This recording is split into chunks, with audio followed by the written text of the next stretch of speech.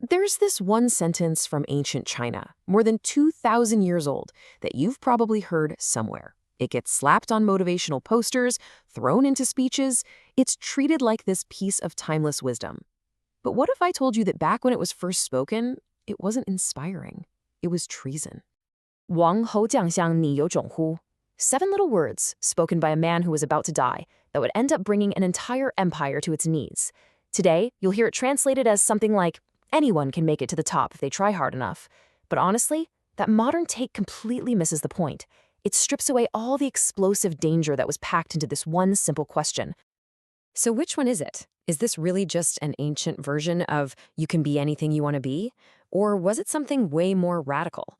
A question so fundamentally dangerous it could get you killed on the spot? That's exactly what we're going to unpack. Because to really get it, we can't just translate the words. We have to translate the world they came from. And that world was ruled by the very first imperial dynasty of China, the Qin. A world built on an idea of absolute, unshakable, top-down order. The Qin Dynasty was built on a system that historians call highly concentrated and low elasticity, which is a fancy way of saying it was incredibly rigid and totally unforgiving. Everything was controlled from the top, and there was zero room for error. There was no one to appeal to, no buffer between you and the absolute power of the emperor. To understand this world, we have to start with the words that defined it. First up, Wang Ho. Now, this doesn't just mean the rich and famous or the upper class. It's way more specific. It refers to a political identity, kings and nobles. Your legitimacy, your very right to rule, came directly from your bloodline. It wasn't something you could ever earn. It was something you were born with. Period. And that brings us to the absolute key to the whole phrase, the word Zhong. This gets mistranslated all the time as genes or talent or species. It's none of those things. In this context, Zhong means the inherited, God-given right to rule. It's your social and political destiny stamped on you at birth. The whole system was based on the idea that some people just are rulers, and the rest of us, well, we're not.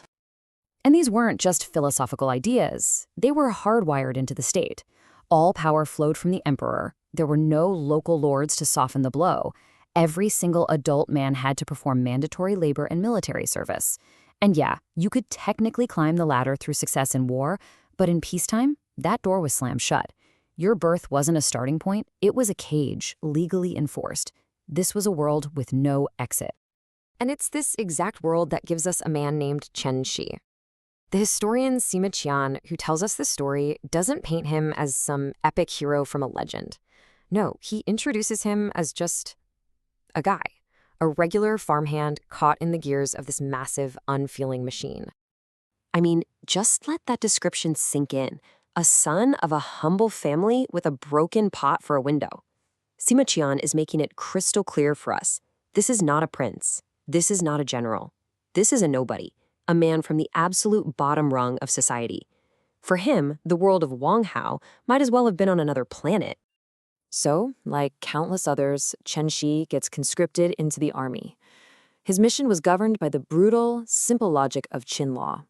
He and his fellow soldiers had to march to a remote garrison, and, here's the kicker, they had to arrive on the exact date they were told to. If you were late, for any reason at all, the punishment was death. No excuses, no appeals. And then, what do you know? Something goes wrong. Heavy rains hit, the roads flood. It becomes physically impossible to make the deadline. Now, under the rigid, zero-tolerance system of the Qin, this wasn't a minor problem you could explain your way out of. It was a death sentence. Their fate was sealed. This is the crucial moment. What Chen Sheng says next is not some passionate cry for liberty. It is a cold, rational calculation of the odds. He lays it out for his buddies. Look, if we run, they'll hunt us down and kill us. If we start a rebellion, we'll probably die fighting. Since we're dead either way, why not die for something big? Think about that logic. The choice wasn't between being a good citizen and being a traitor. The choice was between certain, pointless death and a chance, however tiny, of survival and maybe, just maybe, changing everything.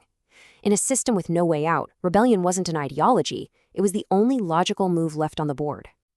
And it's right here, at this very moment after making this incredibly logical choice to rebel, that Qin Shi unleashes those 7 words that will light the world on fire. Now, with all of this context, we can finally hear them the way they were meant to be heard. See, he wasn't just trying to hype up his soldiers. He was doing something far more profound. He was performing a political act. He was taking the fundamental, unspoken rule of the entire Qin system, the idea that birth equals destiny, and he was holding it up to the light for everyone to see. Are kings and generals born, not made? He asks this to a bunch of other peasant farmhands who were born to be nothing more. He's asking, this special right to rule, this Zhong, this thing that supposedly separates us from them, is it even real? Does it actually exist? This question was basically a declaration of war on 3 different levels. Politically, it completely denied the core belief of the state, that your bloodline is what makes you a legitimate ruler. Socially, it took the idea of being a king and turned it from a fixed identity into, well, a job title, a position that could be fought over and seized. And practically, it took their own private problem, were about to be executed, and turned it into a public cause that every single person suffering under the Qin could rally behind. And the effect was not gradual, it was immediate. This wasn't a philosophical debate club. This was a spark hitting a giant powder keg. Sima Qian, writing about this a century later, describes the result with this chilling simplicity. The 900 soldiers immediately signed on, and as the news of their rebellion and their questions spread like wildfire, he says the world answered the call. Uprisings exploded all across the empire, and it all led to the eventual collapse of the mighty Qin Dynasty. So you see how far we've come, right? We started with what looks like a harmless motivational slogan, but once we understood the context, we saw it was actually a radical political declaration. And spoken at that moment, by that person, it became something even bigger. It became a historical action that literally toppled an empire. And that's really the heart of it all.